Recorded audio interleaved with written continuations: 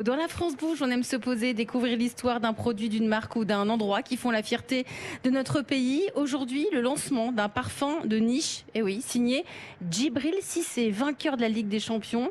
C'est bien cela, hein, Solène Godin, bonjour. C'est ça, Elisabeth, Hein bonjour. Et l'occasion avec vous de découvrir une PME performante basée au-dessus de Grasse, capitale mondiale de la parfumerie. La France Bouge, la saga du jour. Et donc c'est la rencontre de deux mondes, hein, Solène, celle d'une légende du football français et d'un parfumeur d'exception. Direction Grasse, où Djibril Cissé et la maison Marcus Purway ont créé ensemble un parfum en 2022. Une édition très limitée, seulement 2000 flacons, des écrins en verre ambré et sur l'étiquette en papier vieilli, un nom. Cissé, plus connu pour ses prouesses sur pelouse que dans les champs de fleurs. Mais Angie Vautrin, directrice générale de Marcus Purway, l'affirme, Djibril Cissé a laissé son jeu de jambes au vestiaire pour devenir né. C'est quelqu'un qui a participé à 100% à la création de son produit avec notre nez. Il nous a donné un brief très précis. Il m'a expliqué un petit peu sa carrière, son parcours, aujourd'hui comment il vivait sa vie d'ex-footballeur et d'entrepreneur. Et donc, il me disait qu'il aimait les choses qui étaient très singulières. Il me disait, moi j'aimerais que lorsque quelqu'un passe devant quelqu'un qui porte mon parfum, il se retourne. Et Djibril Cissé voulait une fragrance pour hommes comme pour femmes. Il a fait une confidence à Angie Vautrin. Petite anecdote, c'est qu'il m'expliquait que lui, il se parfume souvent avec des parfums de femmes.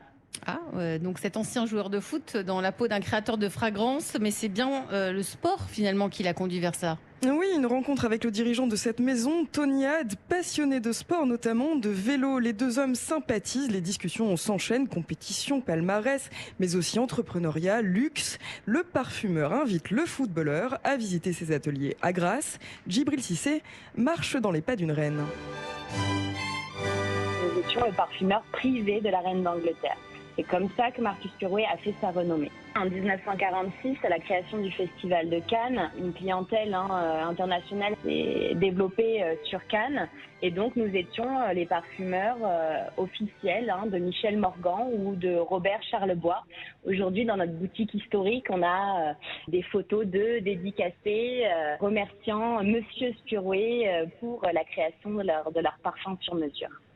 Marcus Purway, c'est la plus ancienne parfumerie cannoise. En 1825, un Irlandais, Monsieur Herman, tombe amoureux de ce petit village de pêcheurs. Il achète une distillerie dans l'arrière-pays grassois, la première consacrée à la fleur d'oranger, et il ouvre une boutique. Quelques années plus tard, Marcus Purway, consul du Brésil à Cannes, décide de racheter cette entreprise.